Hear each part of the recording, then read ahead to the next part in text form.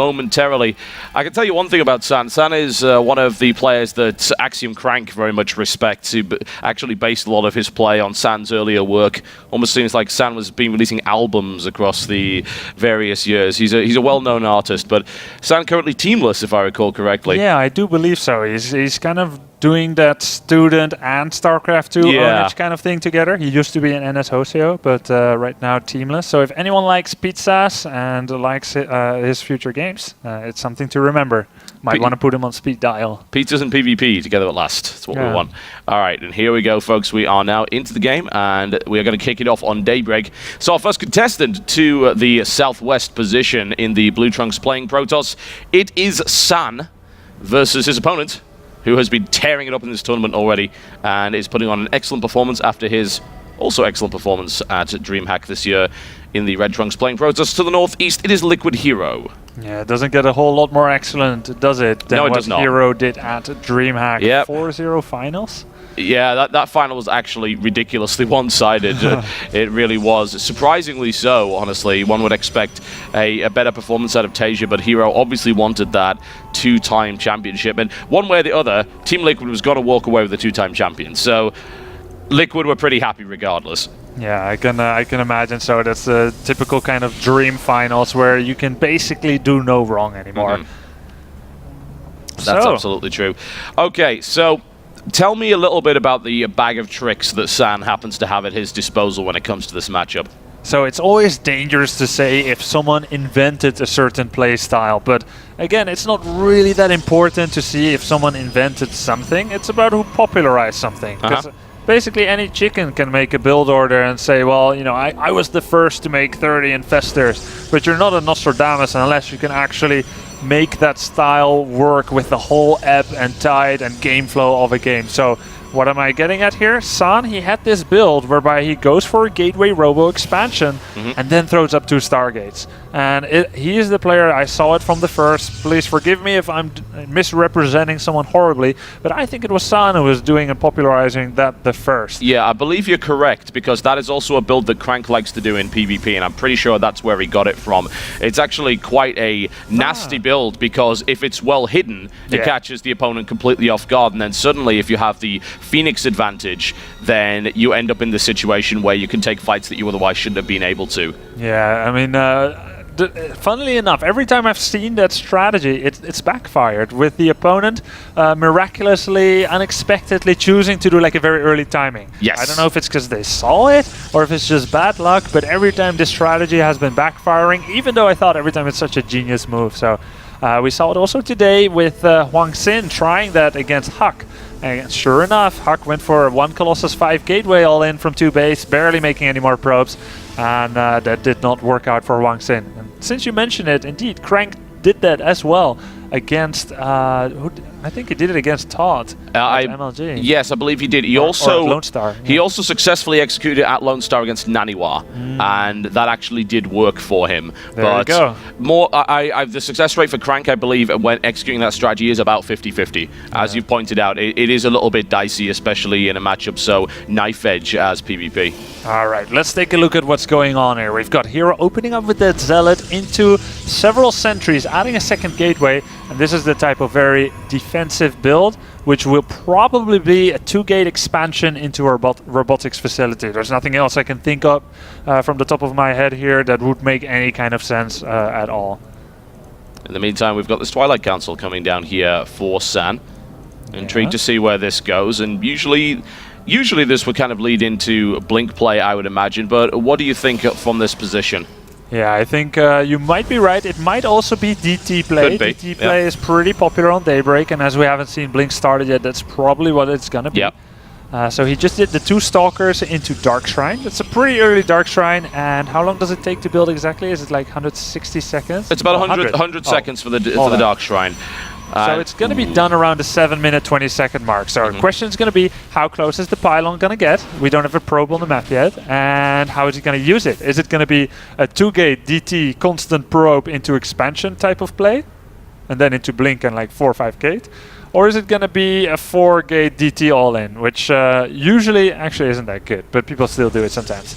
Well, San has managed to sneak a probe down to the south of Daybreak. Currently, Her0 is patrolling. He smells something. Did he see that probe? He did not. That goes out of sight. If he can keep that out of sight, that would be wonderful, but that may have been an indicator that a pylon was placed there. He's drawing his opponent out of position, however, and that was a bit of a derp force field right there from Her0. Well, I guess it's good. He doesn't want to show exactly what he has, and now San isn't exactly sure whether there's an observer out or not, but the way it works out with the timing, if you just make one observer, as Her0, as he is, you move it across the map, you're not going to have one by the time the DTs come in. So that should work out pretty nicely for San. San went for a robotics facility after a Nexus and is adding more gates. So this is a macro type of play.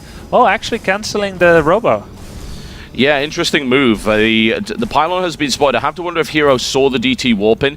Of course, if he wasn't focusing on that, then he may very well not have been. But here comes the initial aggression, and we're looking for a potential cancel on this Nexus. But let's see where that observer is. We've got one here. Where is it? Most likely across the map. Yeah, there's no DT yet. He had to wait for that immortal production. So I think a Stalker died, but the DTs got away. But the expansion isn't cancelled. So expansions, identical timing. San is going to go into 4-gate blink. He was able to skip the robo because he realized Her0 is on robo. So cutting some corners. But I don't think Her0 is behind. I think he's quite ahead. He didn't lose much. I'm not entirely sure how Her0 managed to get that Zealot all the way across the map and into the natural mineral line, but it's there, and it's causing a little bit of havoc at the moment, denying quite a bit of mining time. Stalkers are now going to move to shut it down. DTs this is something you rarely ever see, DTs moving back towards the owner's base, but it is happening at this point. The DT harass didn't really do a huge amount, forced a second observer out from Her0, needless to say, because there's a risk there, and indeed it looks like we're going to be getting an Archon merger right here from San, because he knows, well, at this stage, DT isn't going to make a lot of sense. Archon, on the other hand, kind of does.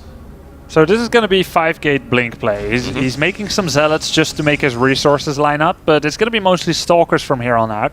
With the amount of Immortals out for Her0, I think he can definitely hold this, but it's probably still the right thing to do for San, because he's so far behind on robo units that he wants to try and hit a timing here. So let's see if he can get out enough Stalkers to focus down those Immortals quickly enough, buffer with that Archon and the Zealots, and try and force the engagement victory here. Oh, well, that's a nice little start with the force fields there. However, it was a quick hop above. So, honestly, that was a little bit of a bait because we only have 3 sentries in this composition and not a lot of energy. This one's pretty good, but these two just essentially burned all of their energy there as quickly as they could. So, decent start here for San. He's also got a second Archon in the mix, which I definitely like. Wants to be buffering the Immortal shots with the Archon, not with the Stalkers, because, of course, the Stalkers are going to take extra damage in that scenario. So, Her0 was making a nice wall off, but he was relying on those pylons for supply. And he's actually supply blocked now and is going to lose a number of units against force field here. Only lost 1 Zealot so far in that particular engagement, so that went pretty nicely. And another pylon goes down. So Her0 supply block making 3 pylons. San trying to get good position here. He's kind of afraid to move forward too much here. And with more Zealots coming in for Her0, I definitely think he can hold. Let's see what he can do. He's actually working on the pylon right there, and the force fields have come down. Wants to try and take that Immortal out, but hasn't managed to get the focus fire in. Stalkers are now able to get a concave and bring it down. The 2 Archons still alive. That Archon with barely any shields whatsoever. San's going to be extremely careful against these Immortals in this position there. I don't think there are enough Stalkers, honestly. It looks like Her0's going to be able to push this back. That was a very nice engagement, the first half of that, don't you think, John? With the force fields cutting off those units, but then it kind of went badly in the second part. Yeah, it was unfortunate that he wasn't really able to focus the Immortals down. He got that one in the first place, but the other 2 were able to stay at the back and just pick away at the Stalkers. The Archons really weren't able to buffer in that fight as well as they could have, and San is still warping in units, looking to try and continue here just to apply the pressure. He would love to take that pylon down, of course, if it's all possible, but that's probably not going to happen. Archon just doesn't care, just taking a few shots here and there. Yeah, now San realizes it's over. He's resuming pro-production. He made his 3rd and 4th gas, and he's making that robotics facility, which he cancelled earlier on. Her0 also realizes he can hold already, and he's making a robo bay. But once again, excellent force fields here as San moves in and kills a number of units. Should pull back his Zealots. There we go. Can kill a couple more Zealots, maybe with the Stalkers, but wasn't mindful enough of that. That's very true, and with 4 Immortals on the field, the 5th one on the way, and 3 of them at the top of the ramp with great positioning on San. San backs off, thinking, yep, this is probably not worth it anymore. continued to pressure kind of beyond where I would have thought he would have stopped. Yeah. What do you make of that? Do you think maybe he just wasn't quite as aware of what his opponent had, or did you just want to keep Her0 bottled in the base while he continued his pro production in the background? Well, the thing is, right, if you fast forward the game 5 minutes, it's going to come to an engagement which San cannot possibly win. So he was trying to get the advantage with his blink over not blink. Didn't really work out that way, right? It's really hard against that many Immortals to take that advantage anymore. But San, he still has to try. He has to try. And he was able to at least put on some pressure, do some damage there. If we have a look at units lost, it's relatively even. San actually losing just a little bit more, however. The current pro count very equal, honestly, as you pointed out earlier, since the expansion was not denied for Her0. We were in a situation where economically these guys are equal, and now we're going to move towards the later game of PvP, which generally involves the War of the World scenario of Colossi versus Colossi. Yeah, and San has two distinct advantages, which is the upgrade of Blink and Charge. He's going to have that. He's also making a quicker second robotics, but in everything else, pretty much he's kind of behind in total supply. Well, he has 3 workers more, I guess. But he doesn't have the Immortals as much. He has only 2 against 4, and he's slower on his Colossi, and he's slower on his upgrade of Forge Attack as well. And Her0 might not give him the time to draw even here, because he's adding 2 gates, which is indicative of a 1 Colossus attack. And he's also going to have extended thermal lance ready for this if he decides to go in here. There is a Colossus now on the field here for San, however, it doesn't have that range upgrade, which is going to be critical, especially when engaging against Immortals. Last thing you want to do is have the equal range to something that really murders Colossus very quickly, but that may very well end up being the situation. Here are just cleaning up that pylon, doesn't want anything warped in behind. In fact, a DT coming in here for San. Just a 1. Where is it? Probably try to move it all the way across the map to go attack the 3rd. Where is it, though? There it is. There we go, yep. Yep. So is there any defense in the natural of... Nope. No. He's making a cannon. Yeah, very, nice very smart. Yep. He is, of course, aware that the Dark Shrine was up. He saw the Dark Templar a good 10 minutes ago, so he needs to be prepared for it. And here we go. The rocks are down. Extended Thermal Lance is not kicked in yet, which actually could be critical here. Depends. It looks like Hero's just posturing. Doesn't want to go in yet, so that's going to give San the time to get this up and running. He actually wants to aggressively engage against this. So San has another advantage, which is having that 1 Archon. So he has a better unit composition in terms of diversity, as Charge, Blink, Archon, and so forth, which Her0 does not. Yep. But Her0 just has kind of more stuff, more upgrade, a bit more Colossus, more Immortal, and that's kind of it. And now Her0 is going to try and add his own Archons. Her0 is just moving back at the moment, maybe trying to take a 3rd base. San's actually taking a 3rd base up to the top right here. And Her0 is still working off of 1 robotics, is he not? Yes, he is. He does not have a 2nd robotics, which has actually resulted in San drawing even on Colossi count, and he's about to get ahead in that regard. Yeah, so San, due to the time that he was given, he has drawn ahead. He's almost not behind in any regard anymore. Yeah, sure, he has a few less Immortals, but it's really about those Colossi firstly. You try to get anywhere between 8 to 12 Colossi. I know it sounds ridiculous, but they're really good against ground. Absolutely. And then you add a few more Immortals if you have to. So Her0's window of opportunity where he had the advantage has kind of come and gone. What do you think to this, though? Because what I'm seeing here is a rough lineup of +2 and Charge. Now, do you feel that the +2 is going to give him the edge he needs to actually break the superior Colossi count, or does it just not make that much difference? Well, you know, it's important, especially attack upgrades in PvP, but I've seen situations where both players have 200 supply, equal workers, therefore equal army, and one has like 3-2-1 upgrades, or 3-3-1, and the other is 2-0, so completely inferior, and then still the 2-0 guy won just because of positioning. Yeah. So if you had to choose one thing, it would be positioning and not so much upgrade. So there isn't really that point in PvP where you say, I have 2-0, he has 1-0, I'm gonna let that guide me and launch and sound the assault. No, it's very much about positioning and trying to draw the opponent out of position, which is what Her0's kind of going for with that Warp Prism and speed upgrade. He's gonna try and warp in Zealots in the main or something like that, and then take a major engagement. Whoa, big fight.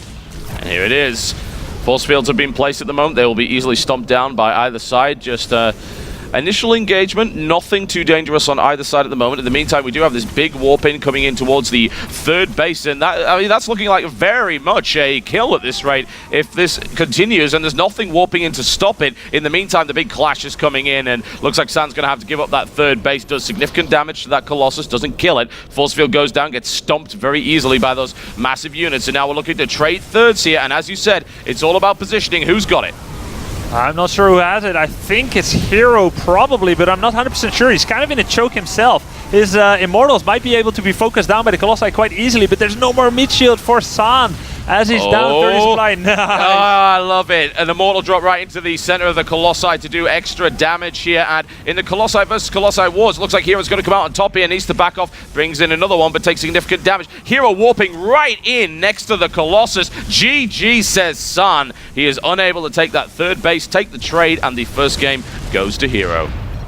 Yeah, it does go to Her0, and you know, John, when you get to that War of the World situation, and you both have approaching a 200 supply army, the only question you should have is, what do I do that makes my opponent feel impatient or fight out of position?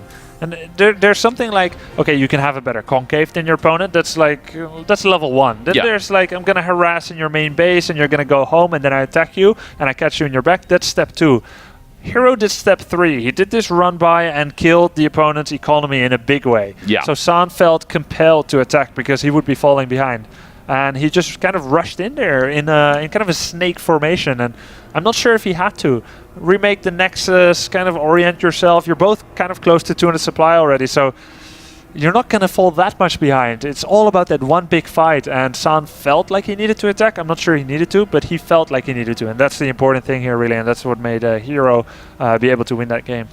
Excellent amount of patience there from Her0, actually, who is known for being a very fast, very aggressive player. He waited that one out for the most part, and it played in his favor without question. Looks like we do have the next